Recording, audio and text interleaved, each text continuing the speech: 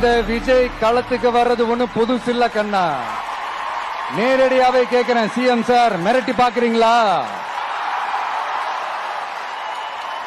அதுக்கு இந்த விஜய் ஆள் இல்ல சார். குடும்பத்தை வச்சு கொள்ளையடிக்கிற உங்களுக்கே இவ்வளவு இருந்தா,